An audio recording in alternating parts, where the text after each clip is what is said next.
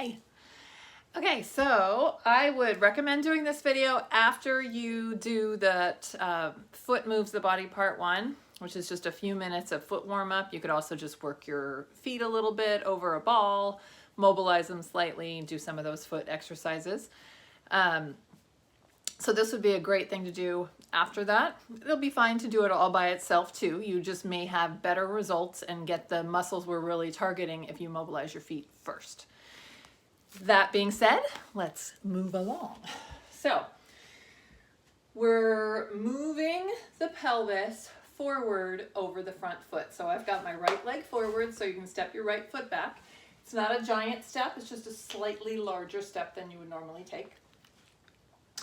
You're going to track your pelvis along with your ribs and your head straight forward. And you'll notice I'm also kind of tracking over to the side because I'm getting all of my weight from my knees up over my front foot. So as you travel forward, everybody, in fact, if you can reach, you can even take your right hand to the top of the back of the pelvis and imagine you're sort of pushing your pelvis forward until it gets so that it is directly over the front of that foot.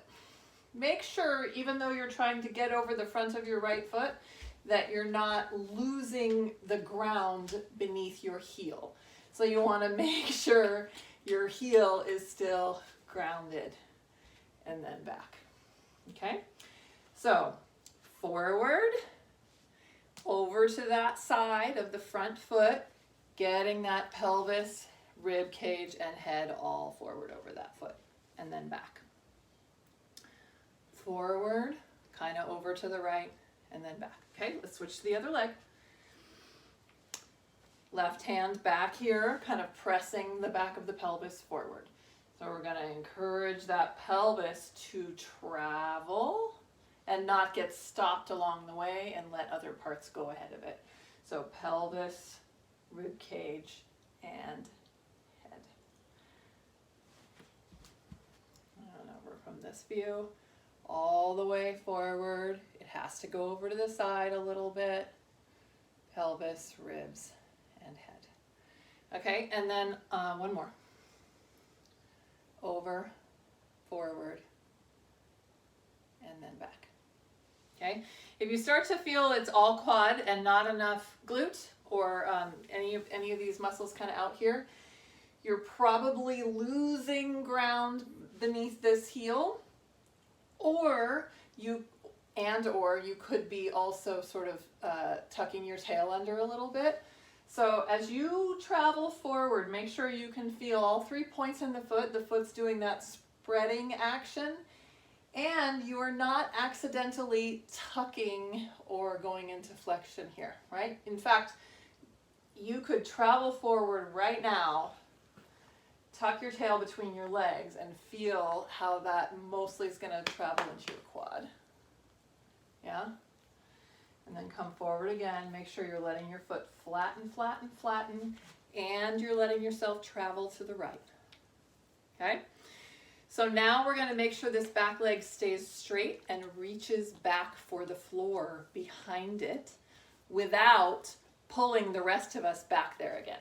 So as you go forward over this foot, and you're getting all the way forward, I want you to check in that this leg is straight and that the whole ball of the foot, the inner ball and the outer ball, is touching the ground. It may look or feel like it is to you, but I want you to add an extra little piece, and that is to try to get that left heel onto the ground. Now, you should fail at that unless you let that reach pull your pelvis back with it or pull something else back with it. So if you've got your pelvis all the way forward, your feet are hips distance apart, everything is traveling together, and then you reach through that back leg and try to get that heel on the ground,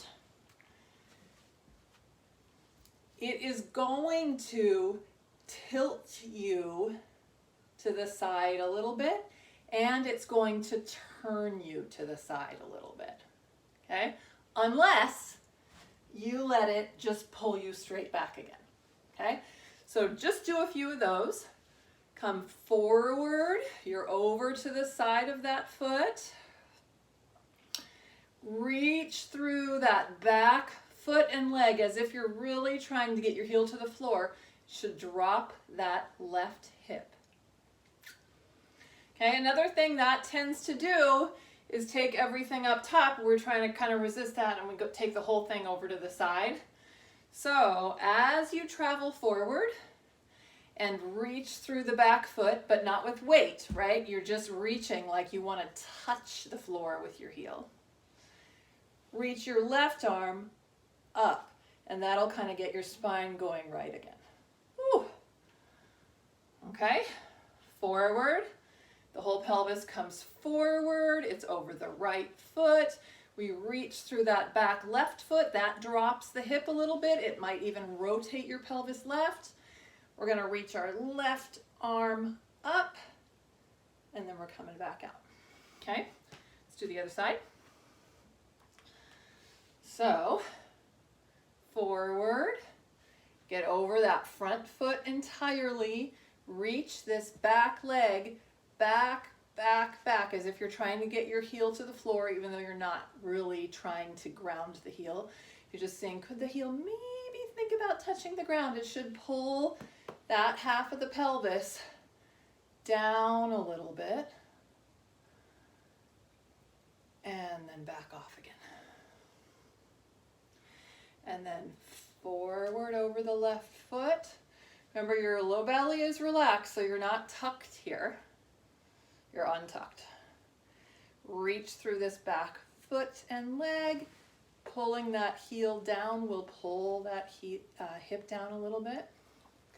If that has pulled your rib cage off, or even if it hasn't, let's add that right arm reaching up and then back again.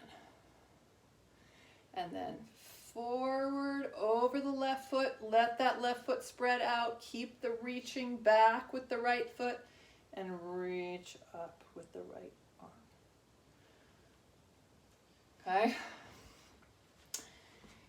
If your head and ribs and pelvis aren't traveling together and you end up thrusting the ribs, or they're kind of leading, really if they're coming off axis here in either direction, you're going to feel the compression back here.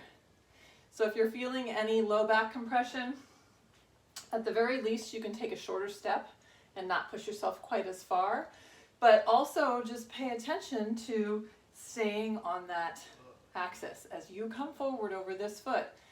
There's no need for this part of your back to feel compressed unless the ribs are doing something they're not supposed to be doing, okay, or the neck. Okay, and that right arm up as that right heel reaches back and down. Okay, so we're going to add a little more, another piece of sort of an extreme glute workout. So you're going to put your foot on a block or on a dictionary, just something that gives you a little bit more height, because we're going to exaggerate the tilt of the pelvis. So you're going to stand on that block. Okay, so my right foot is on the block, my left foot is hanging free in the air. So you're going to imagine that you are standing on the face of a clock, and you're right in the middle, and your free foot is going to reach out and try to get to 12 o'clock. In order to do that, you're going to have to bend this front knee, and then you're going to stand back up. And then you're going to bend this knee again, reach out, try to barely touch. Don't put any weight on that foot. Just barely touch, almost like it's a pool of water and you don't want to cause a ripple. Just barely touch it, 11 o'clock, and then stand back up. And then out to 2 o'clock. So you're bending into this knee, for sure. It's got to bend. Also, mind your tripod. So make sure you can feel that all three of those points in your foot, that little triangle, are touching the ground, are even on the ground pretty firmly. Down and up.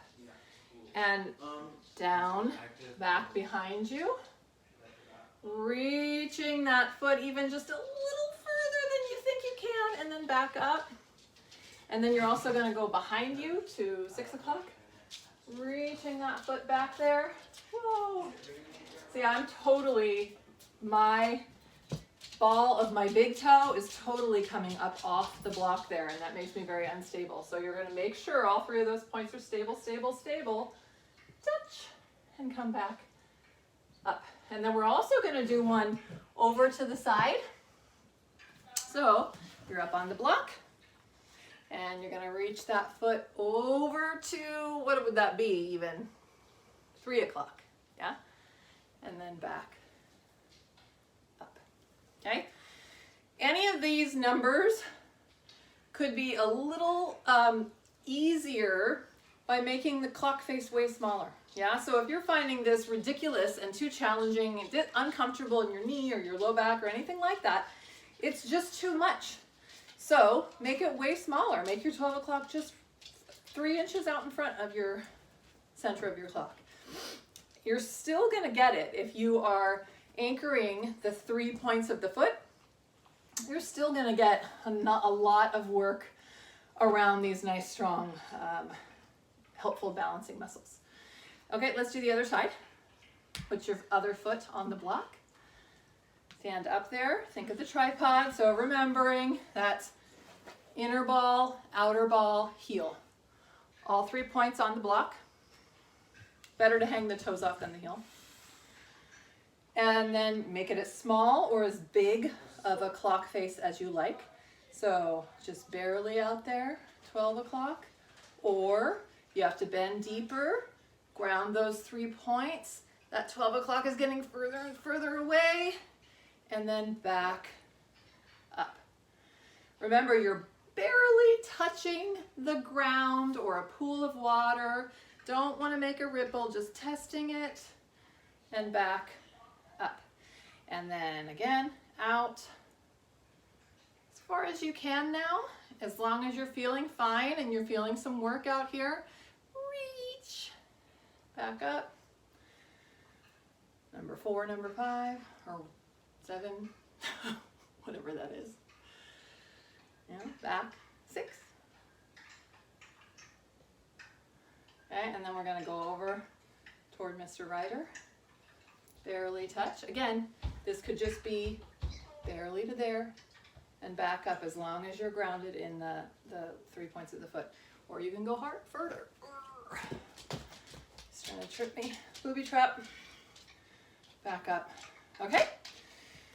So that is nice, stable balancing work for your feet, all the way around the legs, glutes especially. I hope you like it. Do it as many times as you like. If you feel discomfort in your knees, probably for now, just don't do it. Or go back to the videos before and just work on the feet and the moving forward and back, and Can you mute yourself for a second? Work up to it rather than busting through a wall that's not ready to come down. Okay, thanks. Hope everyone's having a good week. See you later.